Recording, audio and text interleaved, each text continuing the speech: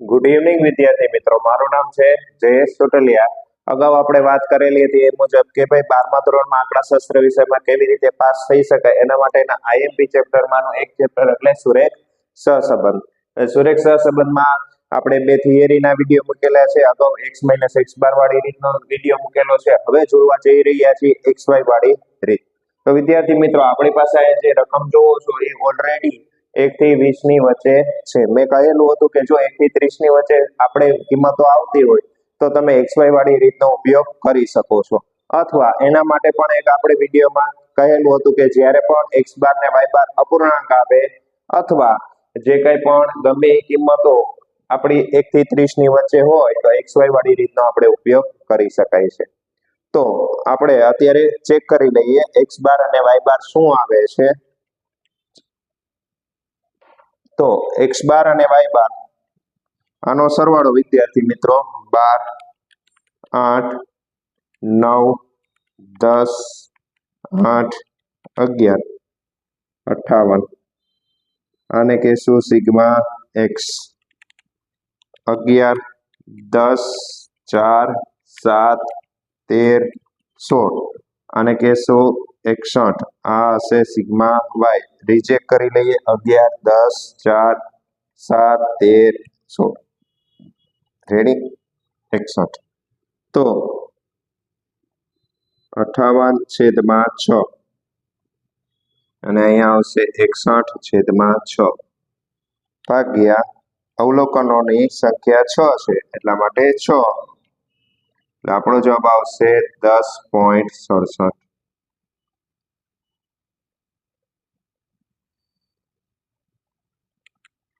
58/6 9.66.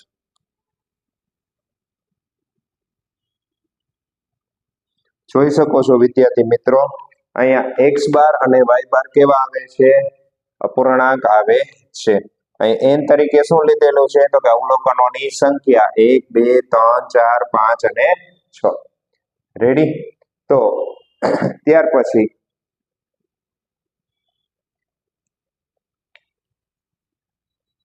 હવે તો સૂત્ર આપણું કયું નક્કી થશે? તો કે સૂત્ર x બાર અને y બાર ઉપર આધારિત છે. તો કે r બરાબર n sigma xy minus sigma x into sigma y છેદમાં રૂટની અંદર n sigma x square minus sigma x whole square રૂટની અંદર n sigma y square minus sigma y whole square. Ready વિદ્યાર્થી મિત્રો? તો જેની આગળ સિગ્મા લાગેલું છે એ કોલમ આપણી બનશે. તો અહીંયા સિગ્મા કોની આગળ લાગેલું છે? xy. એટલે આપણી પહેલી કોલમ આપણે બનાવીએ xy. x અને y ની કોલમ ઓલરેડી આપણી પાસે બનેલી જ છે. પછી છે x નો સ્ક્વેર. અહીંયા પણ x તો કોલમ બનેલી છે. પછી y નો સ્ક્વેર. જો સ્ટેટ સબ્જેક્ટ માટે વિદ્યાર્થી મિત્રો એટલું યાદ રાખવાનું, જો સૂત્ર આવડતા હશે તો જ દાખલા આવડશે, સૂત્ર નહીં આવડતા હોય તો દાખલા આવડશે નહીં. તો હવે xy એટલે આ બંને નો ગુણાકાર. રેડી?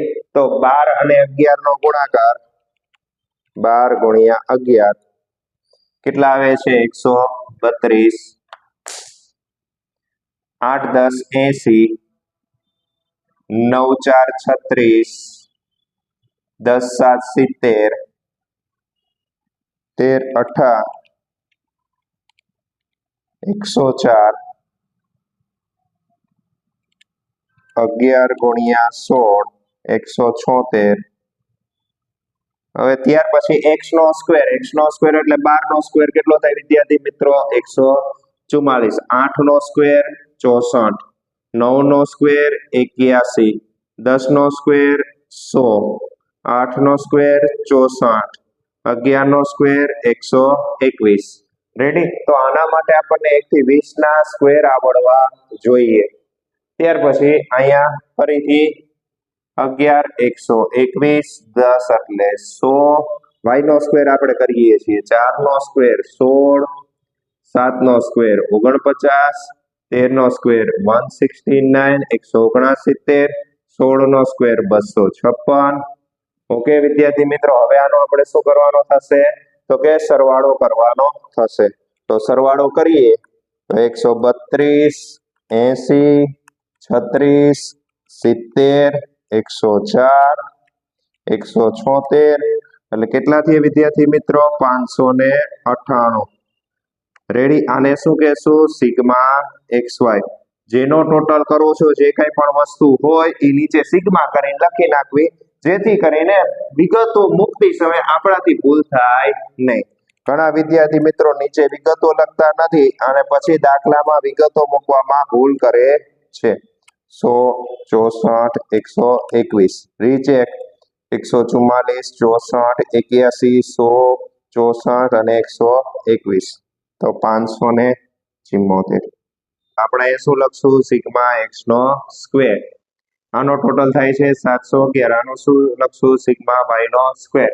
કેલ્ક્યુલેટરમાં રીચેક કરવાની ટેવ રાખવી, જેથી કરીને ભૂલ પડે નહીં, અથવા ભૂલ હોય તો આપણે સુધારી શકાય. હવે આપણે આમાં કિંમતો મૂકશું. n એટલે 6 ગુણ્યા sigma x y. Sigma x y એટલે કેટલા આવશે તો કે સિગ્મા એક્સ વાય આપણી પાસે આવે છે 598 minus sigma x. Sigma x એટલે 58 ગુણ્યા 61 છેદમાં રૂટની અંદર 6 ગુણ્યા સિગ્મા એક્સ નો સ્ક્વેર. સિગ્મા એક્સ નો સ્ક્વેર કેટલો આવ્યો? 574. સિગ્મા એક્સ નો સ્ક્વેર કેટલો છે? 574 માઇનસ એક્સ એટલે 58 એનો સ્ક્વેર. રૂટની અંદર n એટલે 6 ગુણ્યા 711 માઇનસ સિગ્મા વાય નો સ્ક્વેર. સિગ્મા વાય એટલે કેટલા આવે છે? સિગ્મા વાય 61 એનો સ્ક્વેર. રેડી. વિગતો મૂકવામાં ભૂલ થવી જોઈએ નહીં. ત્યાર પછી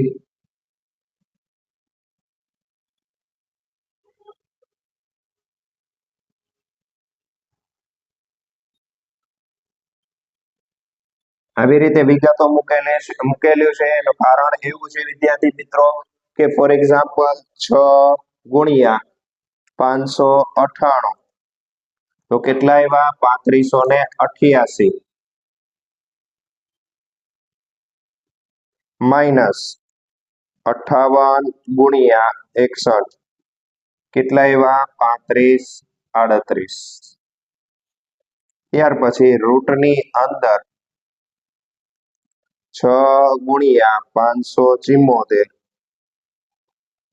3444 માઇનસ 58 ગુણ્યા બરાબર 3364. રેડી.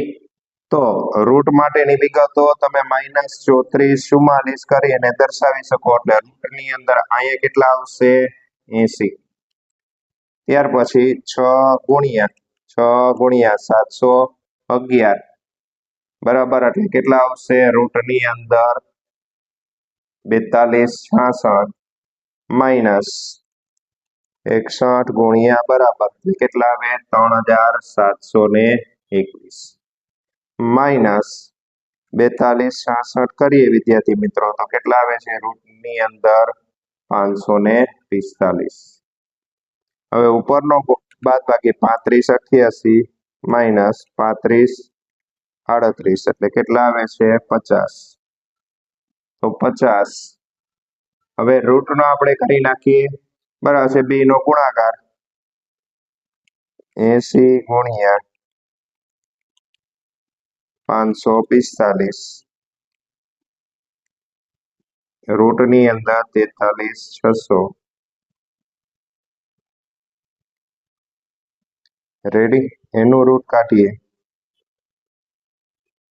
50 ના છેદમાં 208.81 50 ભાગ્યા 208.81 બરાબર આપણો આન્સર આવ્યો 0.23. કેટલો આવ્યો વિદ્યાર્થી મિત્રો? 0.23. રેડી. તો આ જે જવાબ તમે જોઈ શકો છો, આ જવાબ કોની નજીક આવે છે તો કે 0 ની નજીક આપણે આવે છે. તો કિંમતોમાં શું લખી શકાશે? તો કે બે ચલ વચ્ચે અર્થઘટન, બે ચલ વચ્ચે ઓછો ધન ગાઢ સંબંધ છે. રેડી? ઓકે, ખાસ ધ્યાન રાખજો વિદ્યાર્થી મિત્રો, આ 5 માર્ક માટે આઈએમપી છે. અર્થઘટન લખવું ફરજિયાત છે. રેડી? આ રીતનો ઉપયોગ ક્યારે કરવાનો? જ્યારે x બાર અને y બાર અપૂર્ણાંક હોય ત્યારે, અને અવલોકનો 1 થી 30 ની વચ્ચે હોય તો. ઘણા શિક્ષક મિત્રો એવી પણ સલાહ આપે છે કે જ્યારે પણ કોઈ રીતમાં સરવાળા બાદબાકીમાં તમને ગુણાકારમાં ભૂલ થતી હોય, એટલે કે તમે યુવી વાળી રીત કે x - x બાર વાળી રીતનો ઉપયોગ કરતા હોય, અને જો તમારે બાદબાકીમાં સરવાળામાં એમાં ભૂલ થતી હોય, નિશાનીને કારણે ભૂલ થતી હોય, ત્યારે આપણે xy વાળી રીતનો ઉપયોગ કરી શકો. રેડી? પરંતુ જો તમે થોડોક આપણે લોજિક ઉપર હાલશો તો દાખલો સરળતાથી અને ઝડપથી કરી શકાય છે. રેડી? ત્યાર પછી આપણે યુવી વાળી રીત જોશું નેક્સ્ટ લેક્ચરમાં.